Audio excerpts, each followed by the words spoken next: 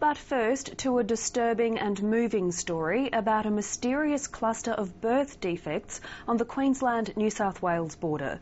Brisbane doctors and New South Wales health authorities are trying to find out why so many babies in a small rural community are born with the same rare abnormality. The medical condition of gastroschisis is on the rise worldwide, but no one knows why. A warning, some viewers may find the medical images in this story distressing. Caro Meldrum-Hanna reports.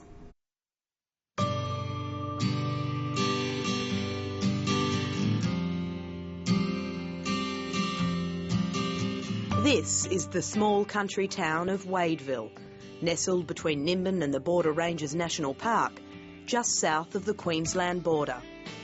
It's a sleepy, laid-back community.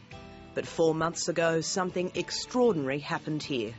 It all started at 7 a.m. on New Year's Day, when Wadeville resident, 25-year-old Angela Summers, went into labour with her second child. The first baby of the year, lucky little girl, yes, first baby born in Northern Rivers.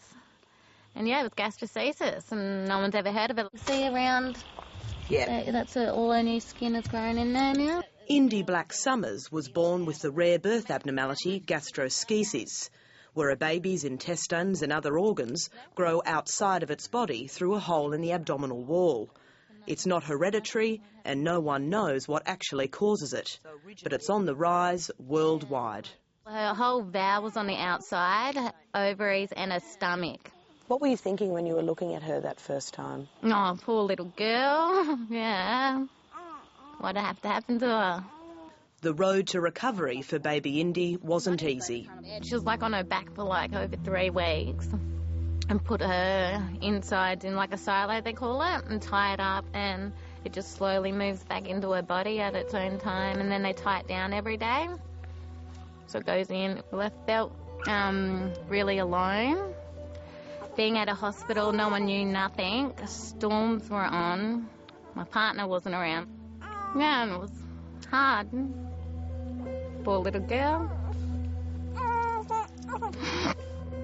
But Angela Summers wasn't alone. So Angela, this is how it all started here? Yes. The article. Little did she know, this small article in the local newspaper would set off a staggering chain of discovery. Once we got home and I saw Indy and Angela in the paper, and that was a New Year's Day baby for the area. And I guess that's where it all kind of started from. 28-year-old JACQUI McSkimming and her partner Matt Ostiller recently returned to their home in Barkersvale, just 5 minutes' drive from Wadeville, after months spent in hospital. 11 months ago, they gave birth to their first child, a baby boy named Olive. Well, we found out that Olive had gastroschisis 36 hours before he was born. It was just a chaos, mess, having so much stuff hanging outside of him.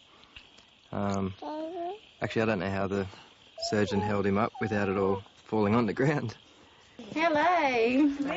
You too. Look at this little one. Yeah. Until these mothers met for the first time today, they had no idea how similar their experiences were.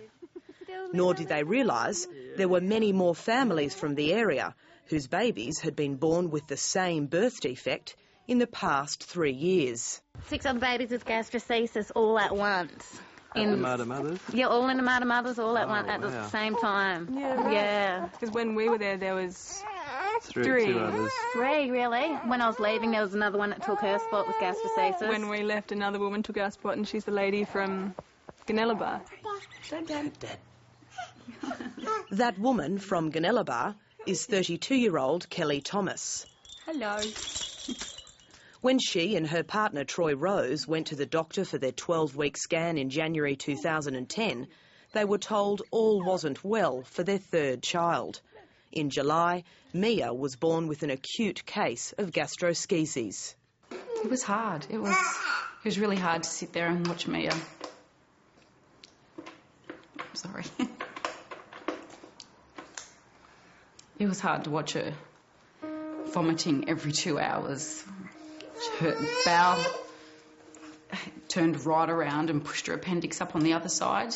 It was It was horrible just watching her do it and not be able to do anything to help her. Kelly Thomas says she didn't fit any of the known profiles of mothers at risk of having a baby with gastroschisis, such as amphetamine and cannabis use, drinking alcohol and smoking cigarettes, and being a young mum under the age of 20. I was wondering why it was happening, because we were told there was no reasons for this, and then all of a sudden there's all these babies within a 35-kilometre, range with the same problems. Like all of the mothers in this story, 32-year-old Elwyn Pateson also told us that none of the risk factors applied to her. But her daughter, Obelia, now 2 years old, was born with an extreme case of gastroschisis. Up to 10% of children born with the condition do not survive, and Obelia's doctor feared the worst. He was really not optimistic about her chances of surviving the first surgery. The actual hole was only about 2 centimetres, but all of her large intestine and most of her small intestine, part of her liver and all of her reproductive organs were on the outside. It's definitely really concerning because we don't live in a highly populous area. And you were told that it was rare? It was very rare, yep. 1 in 5 to 10,000 babies. If the global incidence of gastroschisis is 1 in 5,000, then the figures for the Northern Rivers are alarming. In the past 3 years, there have been at least 7 babies born with the defect in northern New South Wales. Based on birth data from the ABS for that period, the incidence of gastroschisis could be as high as 1 in every 950 births. New South Wales Health, which declined to be interviewed, is currently investigating a possible gastroschisis cluster in the Northern Rivers, and an expert panel is expected to meet this month. Across the border, Brisbane paediatrician Dr Tim Donovan has been monitoring the rising rate of the birth defect in Queensland. It's essentially risen by a factor of 500% over the last decade. That's a huge increase. It is a large increase, and that is why there is interest in this particular anomaly. In New South Wales, the Northern Rivers is home to rich agricultural land and high rainfall. It's also home to a diverse farming industry. When I came here myself 8 years ago, I thought I'd moved from Sydney to paradise. And it didn't take me long before I started to wonder what was going on around me. On that list, it's incredible to find that there are 7 pesticides that are actually banned in the European Union. Jo Immig is an environmental scientist and spokesperson for the National Toxins Network.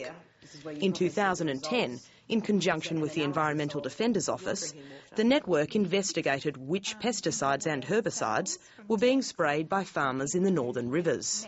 What's very concerning about the Northern Rivers area is the fact that it's a very hilly and lots of valleys area with a huge rainfall, with lots of water courses going everywhere.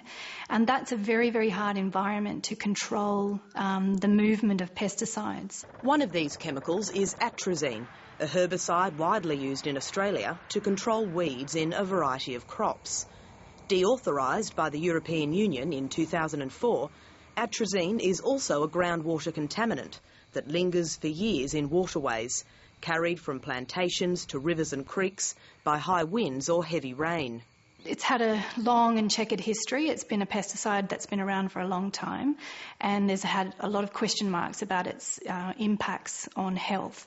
In particular, its relationship in the causation of cancers, certain types of cancers, and also its endocrine or hormone disrupting capabilities, and also its linkages to birth defects, such as gastroschisis.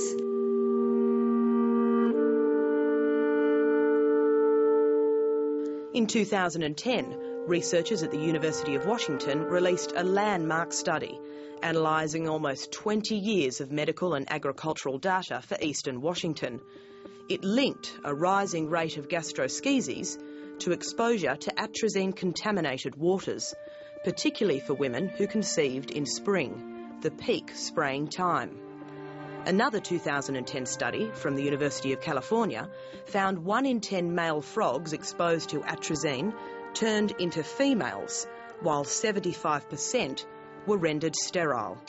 Studies done by the manufacturer of atrazine didn't come to the same conclusions. If a pesticide is not safe, it shouldn't be on the market, whereas the situation we have in Australia is a regulator that allows pesticides to be on the market until they're proven conclusively to be dangerous. That regulator is the Australian Pesticides and Veterinary Medicines Authority, or the APVMA. They provided this statement. The APVMA has reviewed in detail scientific studies that suggest possible links between atrazine and gastroschisis and atrazine and hermaphrodism in frogs. While the studies are interesting, they do not satisfy internationally accepted standards of scientific rigour, relevance and reliability, which regulators rely upon to make decisions. As the studies did not provide a basis to contest or overturn existing health standards and regulatory tests defined in the APVMA's legislation, the APVMA is unable to consider a regulatory response at this time. In the absence of direct scientific proof, some say there may be no link between gastroschisis and pesticides and herbicides used in the northern rivers. In gastroschisis, if there was a pesticide or link, then the link would probably include some difference between rural mothers with a rural postcode and rural addresses versus metropolitan mothers. And there is no clear answer, but the risk seems to be higher in metropolitan mothers, in Europe particularly, in the United Kingdom particularly, than it is in regional mothers. That doesn't mean that pesticides can't be part of multiple causes, but it certainly makes it less likely that it's the only cause, yeah.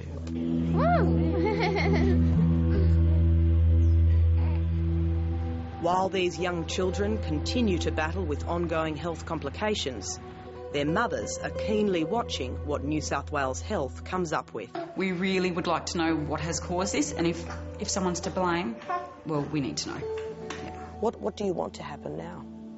More answers on why this has happened. Yeah. So people just don't look at you. And think that you had something to do with it. Yep. That story from Caro Meldrum Hanna.